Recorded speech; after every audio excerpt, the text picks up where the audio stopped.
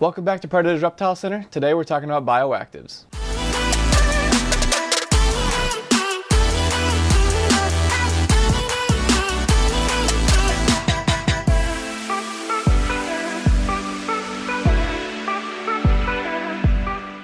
Whether you're new to the hobby or you've been in it for a while, I'm sure you've heard the term bioactive enclosures. There's living organisms in the soil, there's live plants, everything is just a complete flowing ecosystem. So we're going to recreate that inside of an enclosure. What this does for you is it keeps your enclosure, one, looking the best because it looks natural. It makes cleanup a lot easier. The living organisms in the soil are helping you clean up and keeping your tank looking fresh. There's a whole lot of benefits that benefit you and the animal. So now we're going to build one. Step one is the drainage layer. It makes it so when you are misting the enclosure, the water doesn't just get stagnant in the soil and create mud. So this gives the water somewhere to go and sit. If you mist it heavily and water does start to pool up in the bottom of this, it's a good idea to siphon the water out. From there, you're gonna do your screen or your mesh layer. They come in pre-cut sizes, however, they don't come in sizes for everything, so I went ahead and already pre-cut my size for this tank. So you're just gonna wanna drop that in there. And it's not meant to be perfect, it's meant to ride up the walls a little bit, just to help keep the soil and the drainage layer separate.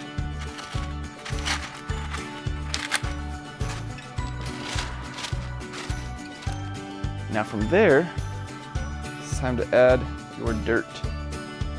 Now as far as the dirt for a bioactive enclosure, you do want it to have certain components in it just to help the overall health of the animals living in the soil as well as the plants. So the best all-around bedding or soil that you can use is probably Reptile soil, which is just from the shelf. Or you can go ahead and, like what I did, I mixed jungle mix, which is peat moss, Reptile bark, which is orchid barks, and then forest floor, which is wood chips. And you just kind of mix a bunch of that together, and then later we'll be adding in some charcoal. So that's probably good for that. So now you've got the dirt, you've got the substrate, you've got the drainage layer, and you've got the mesh to separate the two. From here, I like to add in my bugs. We've got springtails. What the springtails do is they're going to eat any mold and fungal growth in the tank, which helps you out. Now, when you start a bioactive, it's not uncommon for things to start to mold because you're keeping in a lot of humidity.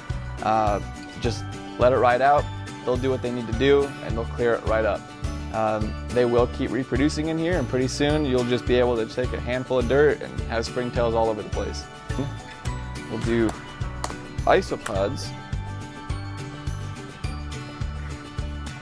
And same deal with those. They will reproduce and just keep it going in the tank.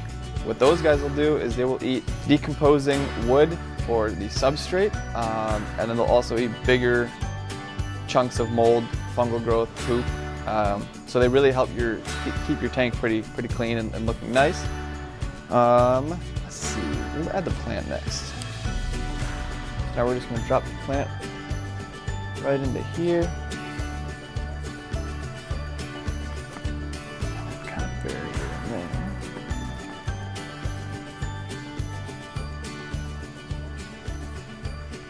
We might need a little more dirt, which is why I didn't pour it all in at once, just so I can use it where we need it.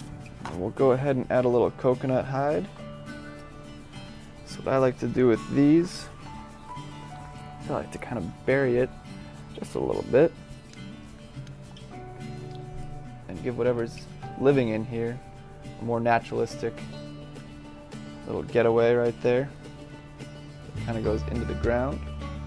So then we'll just take our little stick right here and fit it nicely in the tank, however you want it. Maybe we'll do something like that. This is going to be one of the regular things that you're gonna have to do. to take care of this tank. It's really misted down. Now we've decided we're going to raise the humidity levels and keep the humidity levels a little raised. So we're just going to do a thin layer, just kind of make it look nice. Keeping that coconut hide open. Now if you live near the shop, these are all supplies that we do sell here. If you don't live near the shop, these are all supplies that your local reptile shop should have. Otherwise they can be ordered online. So now you've got your tank. You really want to wet it down. That'll provide humidity that the insects need in the dirt to live. So just give it a really nice misting, and it waters your plant.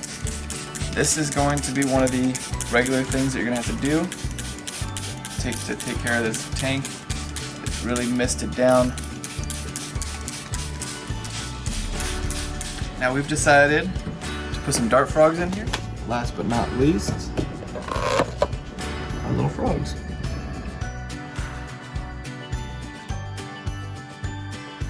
Now with dart frogs, you don't really want to touch them. Well, with any frogs, you don't want to touch them. The bacteria on your hands can affect their skin because they absorb things through their skin, as well as the dryness of your hands can dry out their skin and cause issues. Now the dart frogs and the springtails and the isopods will all just coexist in there and live. You might see your dart frog try to eat some of the bugs every once in a while. That's no issue at all. They're perfectly edible. For this enclosure, I would mist it once a day, and then feed your dart frogs once a day to every other day. And they eat flightless fruit flies. Get yourself a nice little plant light. We use the ones from Lifeguard, and you're good to go. Thanks for hanging out with us and learning about bioactive enclosures. We'll see you next time.